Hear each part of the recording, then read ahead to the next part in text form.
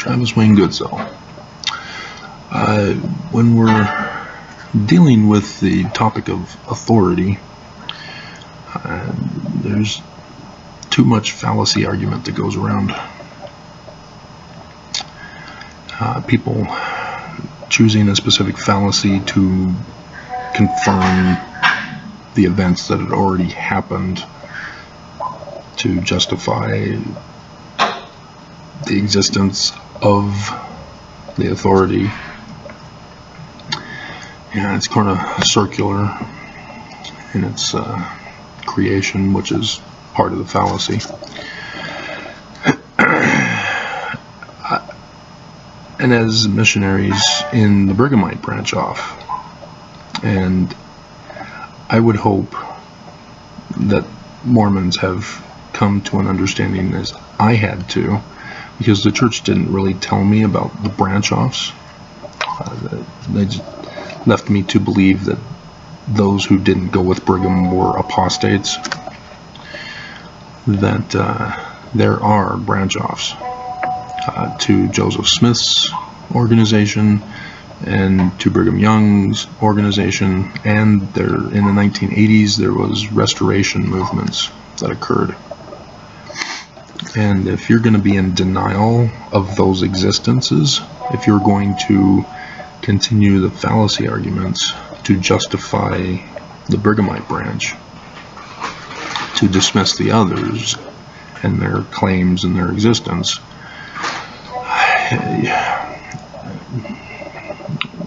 you're living in a bubble world, literally. You're not living in reality. And the most common fallacies that the Brighamites use is that one is that Brigham Young was the president of the 12, therefore he's supposed to be the true successor. Well, that's only because Brigham was the president of the 12. Again, it's that circular logic that is worthless to use as an argument, claiming that the same manner of succession today was the same that Joseph Smith had established. And nobody even bothers to look up section 107 verse 22 to actually confirm that that's supposed to be the way it is. And I can tell you it's not. It's not. Because you understand why they claim that we're voting for the president when we're not. It's actually a loyalty oath that we give in conference. And the vote comes from verse 22 that I talked about. And so they've twisted that around to justify Brigham Young being the successor, because they didn't want to follow that. And in the Joseph Smith papers, it shows when the Danites had chased out Thomas B. Marsh from the presidency of the 12 in 1838, that Brigham Young and the remaining 12 had an actual vote within their quorum to determine Brigham Young as the president. And then Brigham Young went on to excommunicate Thomas B. Marsh and the others, taking authority unto himself that he didn't have. But you can see that Brigham Young did understand the actual process, but after Joseph Smith died, murdered, he didn't follow it. He did his own thing. And you may think that section 107, as you keep reading, says that Brigham Young's supposed to be the successor because his quorum is equal in authority to that of the first presidency. You didn't go to the Joseph Smith papers, did you? There are more quorums, but Joseph Smith had just established the quorum of the 12 before Brigham Young was president. and when the 70 missionaries were also established. And so Joseph Smith was specifically only speaking to them after you see in the Joseph Smith papers all these licenses that were given out to all of the men in those positions. And so when you understand the context, it's a whole new understanding, is that there's other quorums that Joseph Smith had that he's not referring to there.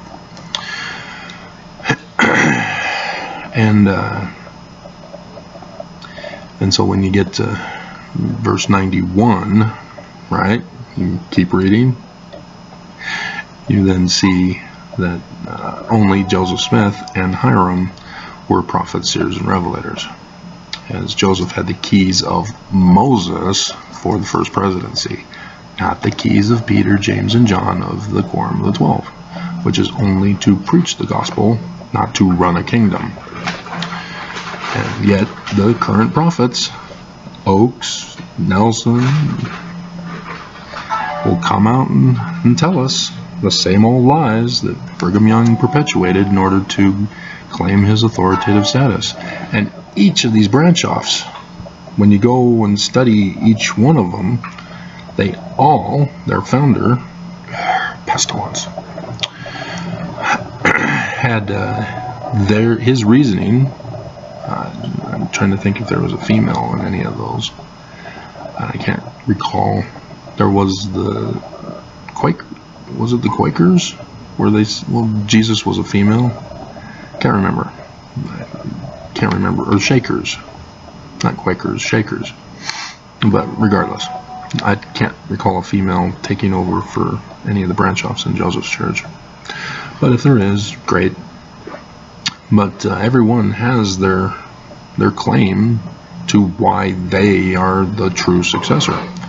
And for Mormons to just dismiss that because it's not the way Brigham Young did it is kind of stupid on your part. You become ignorant. And so authority is important, because as missionaries, we go out and tell Christians, your Christian church has no authority. When Jesus and the apostles died, authority died too. But Christianity didn't get their authority from Jesus and the apostles. And we're not taught that. They got their authority from Roman Emperor Constantine in 325 AD, which is technically CE.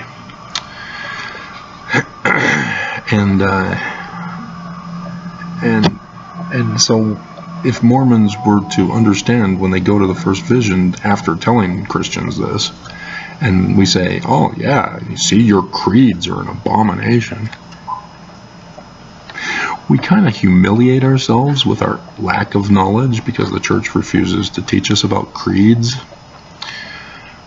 If Christians only knew creeds as well, but yeah, we're telling Christians that, hey, we're a Jewish denomination, when actually we're talking about Jesus to them. And it's kind of confusing for somebody who has knowledge but is not Mormon and is first being introduced by the missionaries to the church.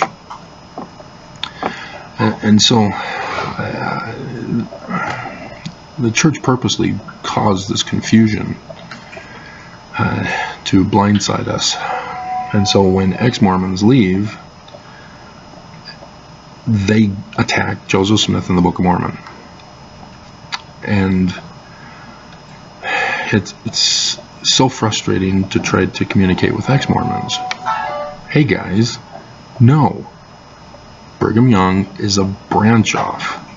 What you're doing is solidifying Brigham Young as the true successor when you go after Joseph Smith in the Book of Mormon to attack Brigham Young's branch off. Because Brigham purposely brought along Joseph Smith in the Book of Mormon for a specific purpose that I've been warning about. And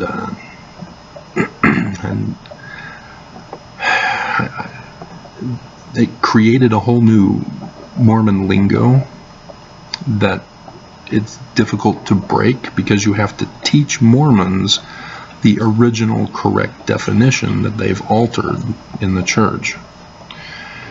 And so my speaking, any regular person who went through the public school system, learned English grammar, will understand what I'm talking about. But those who incorporate their religious, biased, altered definitions of words, you're not understanding me. I don't make sense to you. And I got yet another comment today that I saw about the guy not understanding what I was talking about. He thought that was a weird subject matter on the particular video that he was talking about.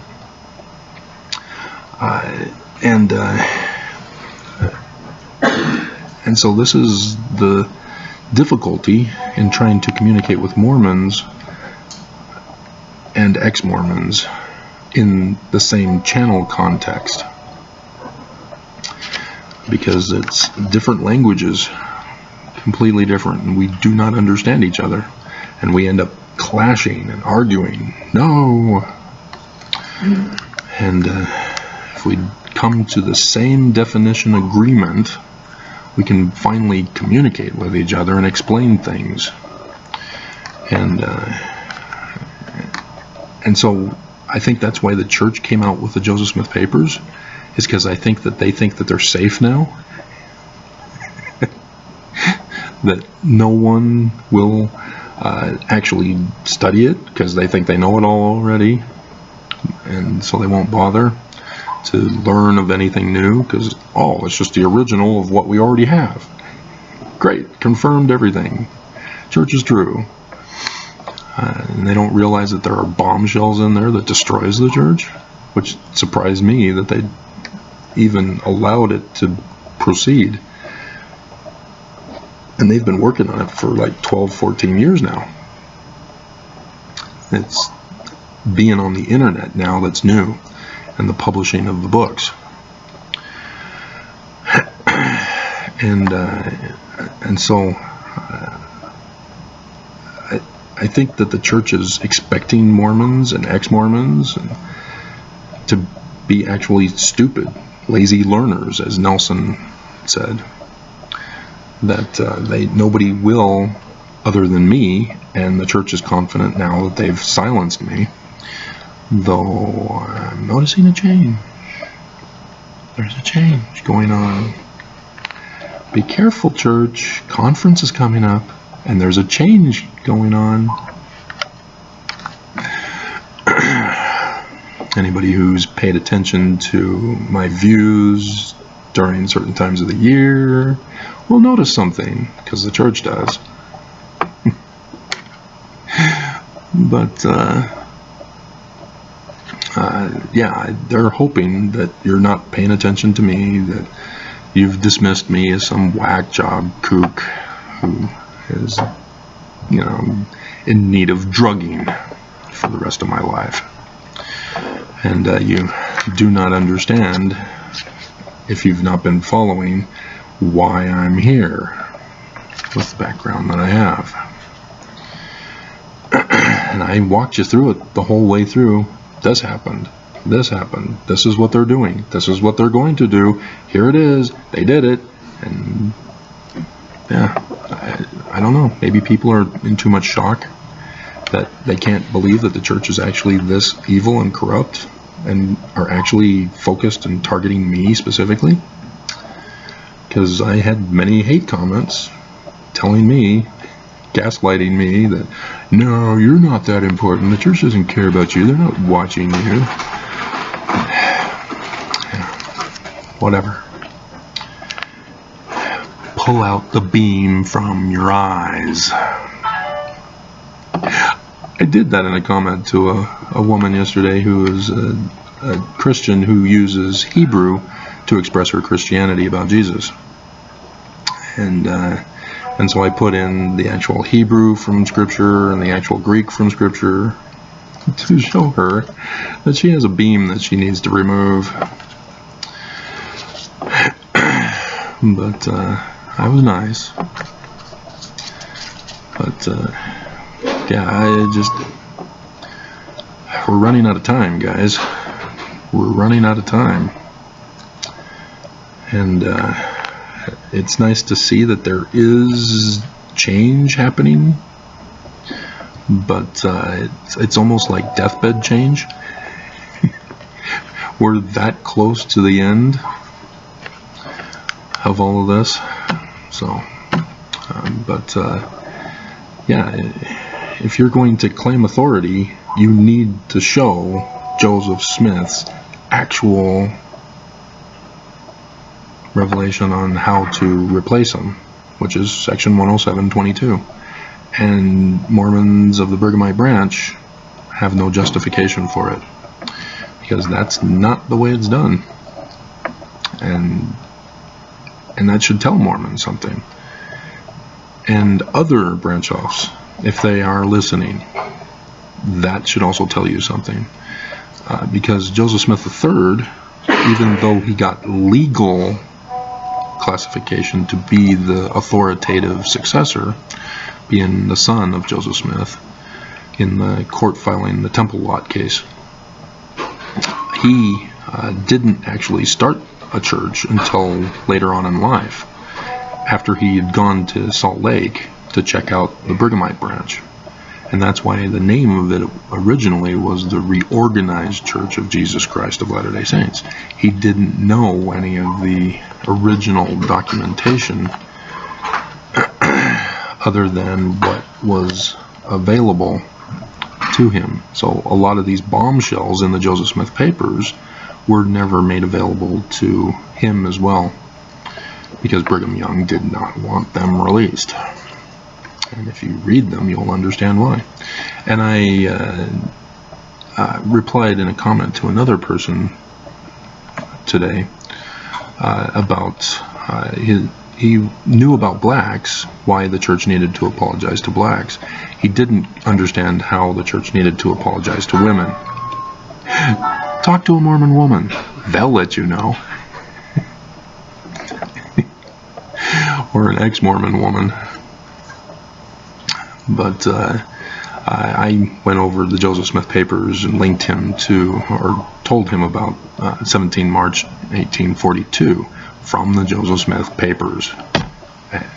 And there's no doubt, no question, the church needs to apologize to women, just as they do to all people around the world.